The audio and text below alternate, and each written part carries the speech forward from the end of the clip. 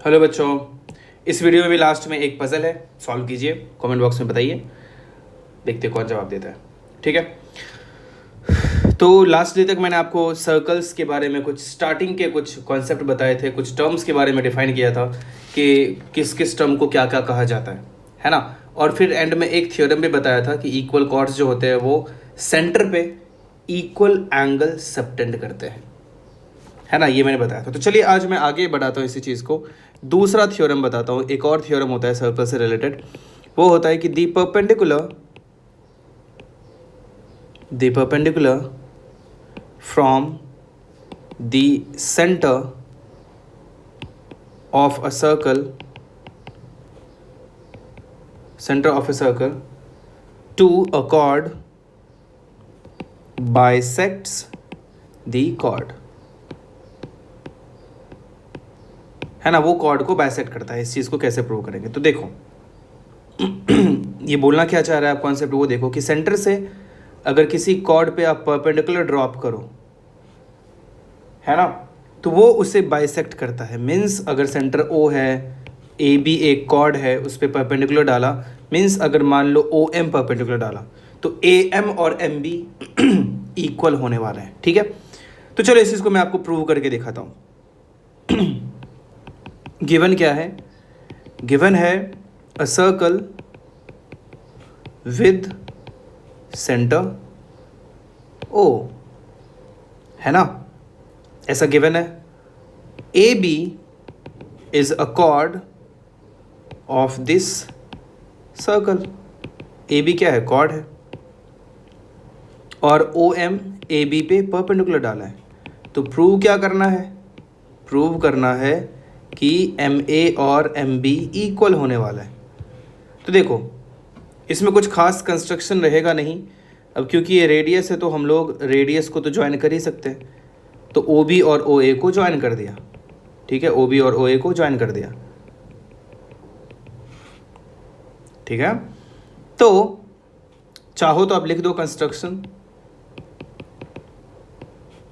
क्या रहेगा? Join O A and O B, O A और ओ बी को ज्वाइन कर दिया। तो अब इसका देखते हैं प्रूफ क्या होगा, कैसे प्रूव करेंगे। बहुत सिंपल है, आप लोग भी आराम से कर सकते हो। अब देखो ध्यान से, तो in triangle O M A and triangle O M B, O M A और ओ एम बी की बात करें तो क्या O A equals to O B है? क्यों? क्योंकि वो रेडियस है, तो रेडाई ऑफ सर्कल। और क्या इक्वल है? ओ एम के इक्वल है। क्या है ये? कॉमन है। और साथ में ये भी पता है कि angle O M A equals to angle O M B. ये कैसे? 90 डिग्री,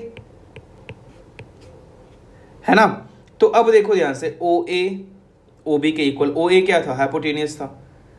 राइट एंगल इक्वल है तो आर हो गया, हाइपोटेनियस इक्वल है तो एच हो गया, और एक साइड ओ एम भी इक्वल है तो वो क्या हो गया? R H S. तो मैं क्या लिखूंगा कि by R H S triangle O M A is congruent to triangle O M B, है ना। अब ये कॉन्ग्रुएंट हो गया तो सारे पार्ट्स इक्वल ही होंगे, तो इसलिए क्या लिख सकता हूँ? A M equals to B M, है ना। यही तो प्रूव करना था, हैंस प्रूव्ड। आया समझ में? अब आपको ये याद भी रखना है, जो मैंने दो थ्योरम्स आपको बताए हैं ये आपको याद रखना है। पहला क्या बताया था कि इक्वल कॉर्ड जो होता है वो सेंटर पे इक्वल एंगल सबटेंड करता है, वो आपको कभी भूलना ही नहीं है। ये सब का यूज़ करके ही आगे क्वेश्चन आपसे होने वाला है। दूसरा आज क्या बताया कि सेंटर से अगर किसी भी कॉर्ड पे, ऐसा ज़रूरी नहीं, कोई भी कॉर्ड होगा, एक सर्कल है, सेंटर से आपने यहाँ परपेंडिकुलर डाला तो अब ये और ये इक्वल होने वाला है। कोई भी कॉर्ड, इधर कॉर्ड है, यहाँ से एक परपेंडिकुलर डाला आपने, यहाँ 90 है, तो ये और ये इक्वल होने वाला है। बहुत यूज़फुल है ये, तो आपको ये भी याद रखना है। ठीक है, और अगर ये भी बोल सकते हैं इसका कन्वर्स भी होता है, वो भी लिख देता हूँ। चलो, इसी का कन्वर्स वो आप समझ ही रहे होगे। कन्वर्स मतलब उल्टा। तो कन्वर्स ये कहता है कि the line drawn through the centre of a circle to bisect a chord is perpendicular to the chord. समझे आप? मतलब कि अगर सेंटर से एक लाइन में एक जाती है जो किसी भी कॉर्ड को बाइसेक्ट अगर कर रही है तो फिर वो लाइन उस कॉर्ड पे परपेंडिकुलर होगा। अगर आपको डायग्राम से चाहिए तो ये सर्कल है, मैंने बोला कि ये एक कॉर्ड है और सेंटर से एक लाइन आती है, अगर वो इसे बाइसेक्ट करती है ना, तो ये उस पर 100% परपेंडिकुलर होने वाला है। ठीक है, तो ये आपको कन्वर्स भी याद होना चाहिए। ये मैं प्रूव करके नहीं, बिल्कुल सेम इसको भी प्रूव कर सकते हैं। कैसे? वही ट्रायंगल बना के, ऐसे ट्रायंगल बना दिया और दोनों को कॉन्ग्रुएंट प्रूव कर देंगे तो सब हो जाएगा। ठीक है ना, आगे बढ़ते हैं। आगे एक तीसरा थ्योरम है। वो थ्योरम क्या है देखो। वो थ्योरम कहता है कि there is one and only one circle passing through three given non collinear points. अब यहां पे क्या लिखा है, मतलब कि ये बोला जा रहा है कि कोई भी 3 पॉइंट्स है, अगर वो कोलिनियर नहीं, कोलिनियर मतलब एक ही लाइन में, कोलिनियर मतलब क्या होता है, एक ही लाइन में, तो नॉन कोलिनियर मतलब क्या, एक लाइन में नहीं होना चाहिए। तो अगर 3 पॉइंट्स एक लाइन में नहीं है तो उन तीनों पॉइंट से सिर्फ और सिर्फ एक ही सर्कल पास हो सकता है। ऐसा कभी नहीं होगा कि 3 अलग अलग पॉइंट है उससे एक से ज़्यादा सर्कल पास हो जाए, बिल्कुल पॉसिबल ही नहीं है। ठीक है, तो चलो ये भी मैं प्रूव करके बताता हूँ। इसमें ज़्यादा सेंटेंस ही ज़्यादा होगा इस चीज़ में, लेकिन चलो देखते हैं, क्योंकि कई बार ये प्रूव करने में कई लोगों को दिक्कत हो जाती है, तो मैं आपको बताता हूँ। तो सबसे पहले डायग्राम बनाएंगे। तो पहले सर्कल बना लिया, मतलब सर्कल नहीं था, 3 पॉइंट्स मैं ले लेता हूँ। चलो डायग्राम समझ, मतलब मैंने 3 पॉइंट्स ले लिए ABC, है ना, और ये बोला कि ABC से एक ही सर्कल पास होने वाला है। तो चलो देखते हैं। अब इस चीज़ को मैं लिखूंगा अभी यहाँ पे, कैसे लिखूंगा? गिवन तो कुछ था नहीं, 3 ऐसे लिख सकते हो, गिवन 3 पॉइंट्स ABC। नहीं भी लिखते तो भी चलता। प्रूव क्या करना है तो ऐसे लिख दो, टू प्रूव भी लिख सकते हैं आप। There is only one circle can pass through A, B and C।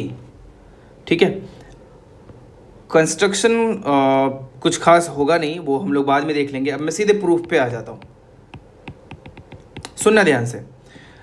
अब जो हम लोगों ने तीनों पॉइंट लिया है जो कि बिल्कुल एक सेम लाइन में नहीं है ना, तो हम लोग क्या करेंगे कि AB को ड्रॉ करेंगे। ये थोड़ा कंस्ट्रक्शन से ही प्रूव होगा, मतलब कि कंस्ट्रक्शन आपको पता है ना कि खुद से एक ट्रायंगल जो बनाते थे उसका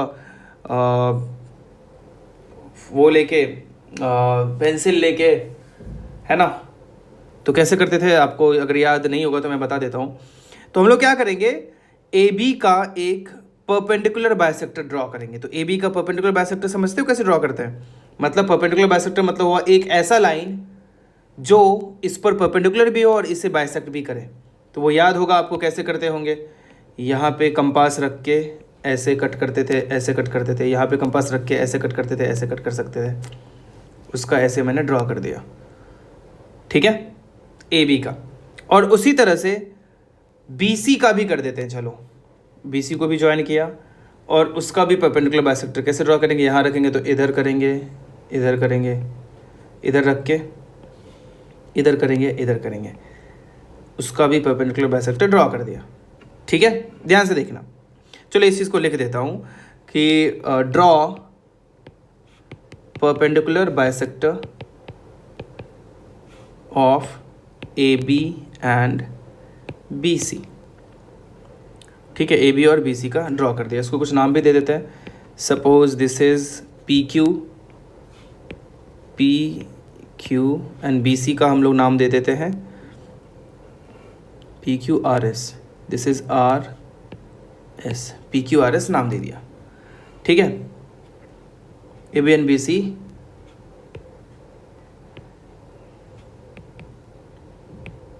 named as P Q and R S. ठीक है, अब एक बात बताओ, दो लाइंस है तो क्या दो लाइन एक ही पॉइंट पे इंटरसेक्ट होगा ना, है कि नहीं? तो ये दोनों इस पॉइंट पे इंटरसेक्ट हो रहा है तो उसको ओ बोल देते हैं, है ना। P Q and R S are intersecting at point O. ठीक है, अब वो तो ऑफ कोर्स इंटरसेक्ट करेंगे ही करेंगे, है कि नहीं, क्योंकि ए बी सी पॉइंट था इंटरसेक्ट। कोई लोग ये बोल सकते हैं कि जरूरी तो नहीं है कि दो लाइन हमेशा इंटरसेक्ट करे, तो दो लाइन इंटरसेक्ट नहीं करती है अगर वो दोनों लाइन पैरेलल होती है। तो यहाँ पे पी क्यू और आर एस पैरेलल हो ही नहीं सकता है। क्यों नहीं हो सकता है? क्योंकि ए बी सी जो है वो एक थ्री कोलिनियर पॉइंट्स थे, तो ए बी और बी सी पैरेलल नहीं है। तो दो लाइंस अगर पैरेलल नहीं होता है तो उन दोनों के परपेंडिकुलर लाइंस भी पैरेलल नहीं होते हैं, कभी नहीं होती। आप चाहो तो ये याद रख सकते हो। ठीक है, अब देखना ध्यान से, यहां से मैं अब क्या करता हूं, ओ से, ओ जो पॉइंट था, अलग कलर ले लेते हैं और अच्छा आपको समझ में आएगा। ओ से ए को ज्वाइन कर देता हूं, ओ से बी को ज्वाइन कर देता हूं, ओ से सी को ज्वाइन कर देता हूं। तो देखना ध्यान से यहाँ पे मैं क्या लिखने वाला हूँ, और भी कुछ चीज़ें लिख देता हूँ। ये परपेंडिकुलर था तो ये और ये इक्वल है, ये भी परपेंडिकुलर है, ये और ये भी इक्वल है। तो अब in triangle O A B, ठीक है, इन ट्राइंगल ओ ए बी, तो ओ ए बी में आप ध्यान से देखो तो सीधे मैं लिख सकता हूँ कि ओ A equals to O B. अब बोलोगे ऐसे कैसे? तो आप चाहो तो एक और नाम ले लो, P Q R S T और इधर यू ले लो। तो आप चाहो तो ऐसे डायरेक्टली लिखे तो भी चलेगा, है ना, लेकिन आपको चाहिए कि कैसे हुआ, तो मैं बोलूँगा अब in triangle O T A and triangle O T B. ये दोनों ट्राइंगल तो कॉन्ग्रुएंट हो गया ना, क्योंकि ये दोनों ट्राइंगल कॉन्ग्रुएंट है तो सारे पार्ट्स इक्वल। अब ये दोनों कॉन्ग्रुएंट क्यों है? देखो, B T equals to T A, O T equals to O T, है ना, कॉमन पार्ट, और साथ में ये एंगल भी 90, दोनों ये 90 90 भी इक्वल हो गया। तो ए एस ए से दोनों ट्राइंगल क्या हो गए? कॉन्ग्रुएंट हो गए, तो सारे पार्ट्स इक्वल हो गए, है कि नहीं? तो मैंने सीधे लिख दिया ये इक्वल हो गया। अगर यहाँ पे आपको हमेशा याद ये चीज़ रख सकते हो, यहाँ पे मैं एक और कॉन्सेप्ट आपको बताता हूँ कि एक लाइन का परपेंडिकुलर लाइन होता है ना, एक लाइन है और उसका अगर एक परपेंडिकुलर बाइसेक्टर लाइन है, मतलब ये और ये इक्वल है और ये पी क्यू इस पर परपेंडिकुलर भी है और पी क्यू इसको बाइसेक्ट भी कर रहा है, तो पी क्यू पर के हर एक पॉइंट से ए और बी का डिस्टेंस इक्वल होगा। मीन्स मैं हमेशा कोई भी पॉइंट ले लो वो इससे इक्वल होगा, ये दोनों इक्वल होने वाला है। उसी प्रकार यहाँ पे एक पॉइंट ले लिया तो ये दोनों इक्वल होने वाला है। कोई भी पॉइंट ले लो तो उससे वो इक्वल ही होगा, ये कॉन्सेप्ट आप याद रख सकते हो। तो ये चीज़ मैंने यहाँ से प्रूव भी कर दिया कॉन्ग्रुएंट ट्राइंगल से। कहीं भी ले लो, आपको यहाँ दो ट्राइंगल कॉन्ग्रुएंट करके ये चीज़ प्रूव कर सकते हो।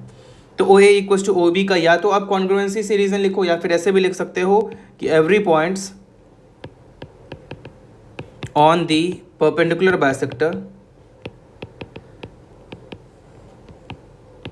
Of a line is equidistant, equidistant मतलब बराबर दूरी, equidistant from its and points, है ना। ये इसका कारण आप लिख सकते हो। ये मैंने अलग से बताया, चाहो तो आप अलग किसी जगह पे इसे रखना, ये इसका पार्ट नहीं है। ठीक है, अब आगे बढ़ते हैं। सिमिलरली अगर वही चीज़ मैं बोलूँ इन ट्राइंगल ओ बी सी, अब ओ बी सी को देखो, वो भी तो ट्राइंगल है। इन ट्राइंगल ओ बी सी, क्या O B equals to O C होगा? बिल्कुल होगा। वापस से कारण क्या?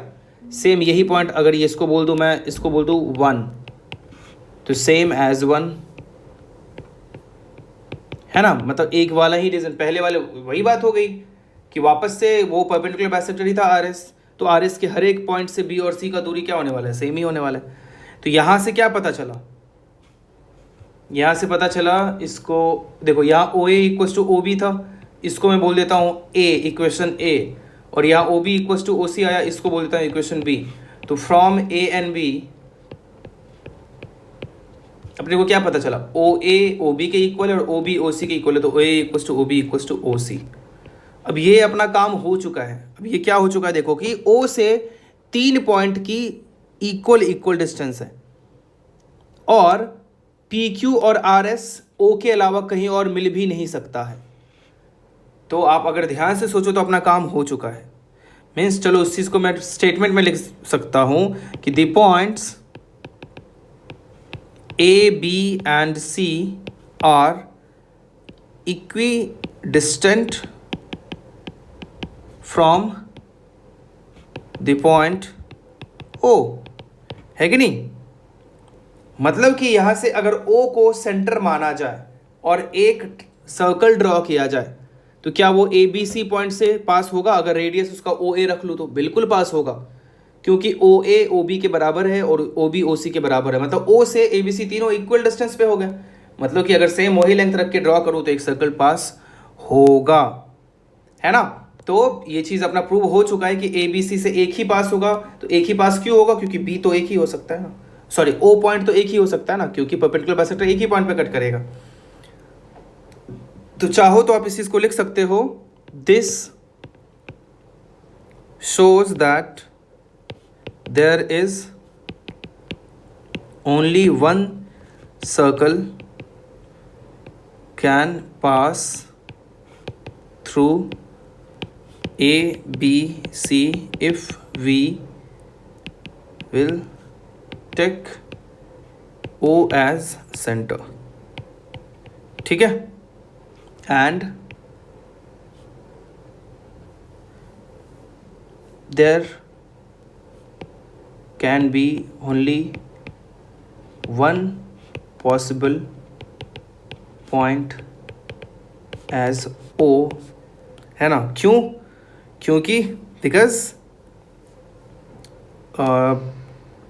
the perpendicular bisectors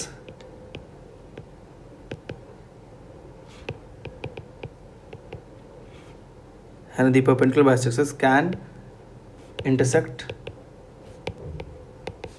at only one point, है ना। मैंने यहाँ पे सब कुछ लिख भी दिया है, आप चाहो तो आराम से देख के इस चीज़ को समझ सकते हो। और अब याद रखो, और ये कई बार काम आता है कि 3 पॉइंट से सिर्फ एक ही सर्कल पास हो सकता है, और ऐसा फिक्स है, होगा ही होगा। किसी भी 3 पॉइंट से एक सर्कल पास हम लोग करा सकते हैं। तो इस चीज़ को आप याद रखो, ठीक है। ये थ्योरम हो गया। चलो एक और कितने थ्योरम हो गए, 1 2 3 थ्योरम हो गए। एक और थ्योरम करते हैं, या उससे पहले 1 2 एग्जांपल्स करते हैं, 1 2 क्वेश्चंस करते हैं। पहला क्वेश्चन, पहला example, in figure AB equals to CB and O is the center of the circle. Prove that BO bisects angle ABC. अब देखो क्या डायग्राम है, फिगर क्या है, देखो एक सर्कल है, AB इक्वल्स टू CB है, O सर्कल का सेंटर है, ठीक है। तो BO बाइसेक्ट ABC, ये O है, BO को ज्वाइन किया है, BO को ज्वाइन किया है, BO बाइसेक्ट एंगल ABC, मतलब ABC ये वाला एंगल, इसको बाइसेक्ट करेगा। अपने को ये प्रूव करना है, ठीक है। चलो देखो, देखते हैं कैसे करेंगे। तो वापस से गिवन क्या है, गिवन है in figure AB equals to CB and O is the centre. तो प्रूव क्या करना है, अपने को प्रूव करना है BO बाइसेक्ट्स एंगल ABC, ठीक है। तो कंस्ट्रक्शन कुछ खास हुआ नहीं, यहाँ पे कंस्ट्रक्शन की कोई ज़रूरत नहीं है, क्योंकि ऑलरेडी डायग्राम में ही OA OC को ज्वाइन कर दिया था। अगर डायग्राम में OA OC को ज्वाइन नहीं किया होता तो हम लोग कंस्ट्रक्शन में लिखते क्या, ज्वाइन OA एंड OC। तो अब देखते हैं प्रूफ। सिंपल है, in triangle AOB and triangle COB, देखो तो क्या क्या इक्वल है, OA OC के इक्वल है। क्यों, दोनों रेडियस है, तो रेडियस तो सारे ही इक्वल होते हैं। और साथ में OB भी किसके इक्वल है, OB के इक्वल है। क्यों, कॉमन है। और ए बी भी सी बी के इक्वल है, क्यों, क्वेश्चन में ही गिवन है। तो बाय एस एस एस तीनों ट्रायंगल क्या हो गए, दोनों ट्रायंगल क्या हो गए, triangle A O B is congruent to triangle C O B. अब कॉन्ग्रुएंट हो गया मतलब क्या, सारे पार्ट्स इक्वल होंगे। तो कौन सा एंगल था, angle A B O, angle A B O equals to angle C B O. अब देखो A B O angle C B O की इक्वल हो गया, मतलब ओ बी क्या कर रहा है, ए बी सी को बाइसेक्ट ही तो कर रहा है। तो मैं यहाँ लिख सकता हूँ O B bisects angle A B C, hence proved. ठीक है, समझ में आया। ये क्वेश्चन आप खुद से भी ट्राई कीजिए, हो जाए तो अच्छी बात है, नहीं हो तो फिर आप सोल्यूशन देखिए जो मैंने बताया। एक और एग्जांपल मैं आपको बताता हूं करके। Two circles with centres A and B intersect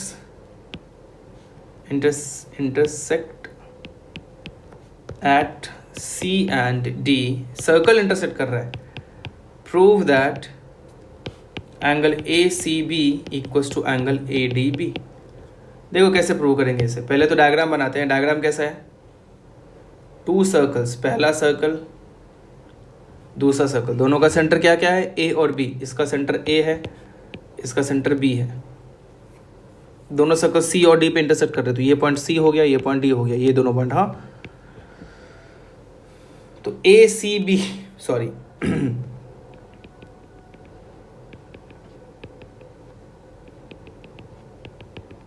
A C B angle मतलब ये वाला एंगल ये वाले एंगल के इक्वल होगा, इस चीज को अपने को प्रूव करना है। ठीक है, तो चलो देखते हैं वापस से। गिवन क्या है, circles with centre A and B intersect at C and D. Prove क्या करना है, angle A C B is equals to angle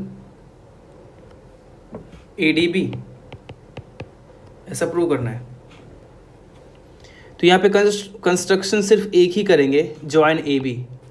लिख देता हूँ वो भी, चलो। कंस्ट्रक्शन क्या किया, जॉइन ए बी को ज्वाइन कर दिया। ठीक है, अब देखो बहुत सिंपल है, वापस से वही कॉन्ग्रुएंसी आपको पता है तो सब पता है। In triangle A C B and triangle A D B सब इक्वली दिख रहा है अपने को। क्या क्या इक्वल है, ए सी ए डी के इक्वल है। क्यों इक्वल है, दोनों रेडियस है एक ही सर्कल का, है ना। और B C equals to B D होगा, क्यों, क्योंकि वो दोनों भी रेडियस है दूसरे सर्कल का, तो उस सर्कल का तो सारे पार्ट्स इक्वल होंगे ना। और A B equals to A B, क्यों, कॉमन साइड है। तो बाय एस एस एस क्या हो गया, triangle A C B is congruent to triangle A D B. और ये दोनों कॉन्ग्रुएंट हो गया तो क्या लिख दूंगा, एंगल सारे पार्ट इक्वल होंगे, A C B equals to angle A D B. अब चाहो तो ये क्वेश्चन के फॉर्म में मैं दे रहा हूँ, बट ये सब रिजल्ट है। जैसे ऊपर वाले में देखा जाए तो ये सब रिजल्ट है कि कभी भी देखा जाए तो ये दोनों एंगल इक्वल होने वाला है। उसी प्रकार ये भी रिजल्ट है कि दो सर्कल इंटरसेक्ट करते हैं तो जिस पॉइंट पे इंटरसेक्ट करते हैं उन दोनों पॉइंट पे दोनों सेंटर को ज्वाइन कर दिया जाए तो इक्वल एंगल ही सबटेंड होता है। तो ये सब रिजल्ट है जो आप आराम से याद रख सकते हो। ठीक है, तो यहाँ पे मैं एक दो एग्जांपल आपके लिए देता हूँ, देखते हैं कौन कर पाता है, या एज अ होमवर्क दे रहा हूँ आपको। पहला सवाल, in figure A B arc A B is congruent to arc C D, arc A C. इसका मतलब यही हुआ सिंपल कि ए बी ए सी के इक्वल है and O is the center, O is the center of the circle. Prove that OA is the perpendicular bisector of BC। Diagram कैसा है, कुछ ऐसा। In figure AB equals to AC, ए इधर है, B इधर है, सी इधर है। ए बी ए सी के इक्वल है, ठीक है। ओ सेंटर है, O A is the perpendicular bisector of B C. B C को ज्वाइन कर दो, परपेंडिकुलर बाइसेक्टर, समझ रहे हो ना, मतलब ये दोनों भी इक्वल होगा और एंगल भी 90 होगा। इस चीज़ को आपको प्रूव करना है, ट्राई करो, देखते हैं कौन कर पाता है, ठीक है। एक और होमवर्क मैं आपको दे देता हूँ। प्रूव दैट line joining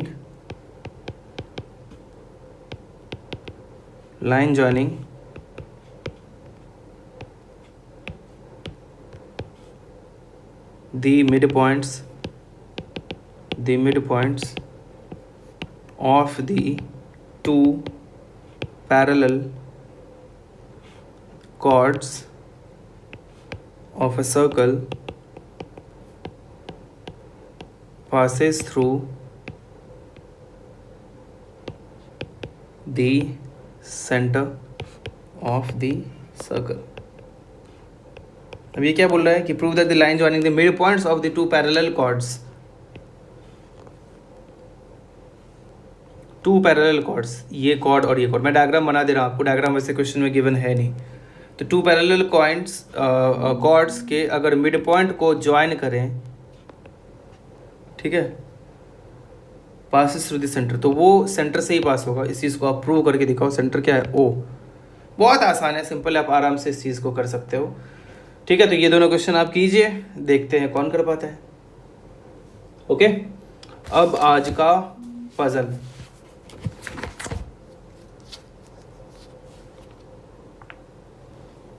देखो,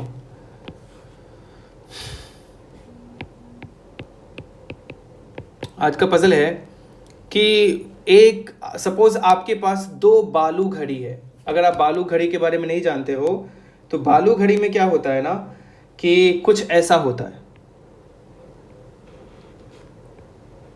सैंड वॉच बोला जाता है, बालू घड़ी भी बोल सकते हो। कुछ ऐसा रहता है, ऐसे पूरा डब्बा बंद होता है, डमरू की तरह होता है, और ये भी इधर भी बंद होता है, और इधर बहुत सारा बालू रहता है, मान लो बहुत सारा इधर सैंड रख देते हैं, ठीक है। और ऐसा फिक्स होता है कि ये सारे सैंड को अगर फिर पलट दिया जाए, इसी चीज़ को ऐसे पलट दिया जाए, मतलब फिर बालू क्या हो जाएगा? ऊपर चला जाएगा। फिर ये सारे बालू क्या हो जाएंगे? इधर आ जाएंगे। तो वो जो इधर जो छोटा खाली जगह है, इसके थ्रू सारा बालू क्या इसमें आने लगेगा, है ना। तो वो फिक्स टाइम होता है, किसी में इस तरह से उसको फिक्स कर दिया जाता है कि उन सब सैंड को नीचे आने में कभी कभी घंटे भी लग जाते हैं। बहुत सारा बालू है तो कभी कभी 4 घंटा लग जाता है। छोटा सा छेद होता है यहाँ बीच में, है ना, एक छोटा सा छेद होता है बीच में। कभी कभी 4 घंटे, 2 घंटे, 5 घंटे, 1 घंटे, 1 मिनट, हर टाइप का बालू घड़ी बनाया जा सकता है। तो ऐसे ही 2 बालू घड़ी हैं आपके पास। एक है जो 4 घंटे तक चलती है, मतलब कि उसको पलट दिया जाए तो ऊपर सारे बालू हैं, तो नीचे आने में उसको 4 घंटा लगता है। और दूसरा है जो 7 घंटे तक चलता है, 4 घंटे और 7 घंटे। अब यही दोनों है इसके आपके पास, इसके अलावा कुछ भी नहीं है। और आपको इन दोनों के मदद से 9 घंटे को कैलकुलेट करना है, 9 आवर्स को। मतलब अभी मान लो आप दोनों में से कुछ तो करना स्टार्ट करोगे, दोनों में से किसी को पलटोगे या दोनों को पलटोगे या जो भी करोगे, तो अभी से आप कैसे बताओगे कि हाँ ये समय तक 9 घंटे हो चुका है? आया समझ में? ये खत्म, पहला बालू घड़ी खत्म होता है तब आप बता पाते हो कि 4 घंटे हो गए। दूसरा बालू घड़ी खत्म होता है तो आप बता पाते हो 7 घंटे हो गए, 7 आवर्स। तो इन दोनों का यूज करके आप 9 घंटे, 9 आवर्स कैसे कैलकुलेट करोगे, इस चीज को बताओ, ठीक है। तो चलिए आज के लिए इतना ही, नेक्स्ट डे मिलते हैं। Thank you.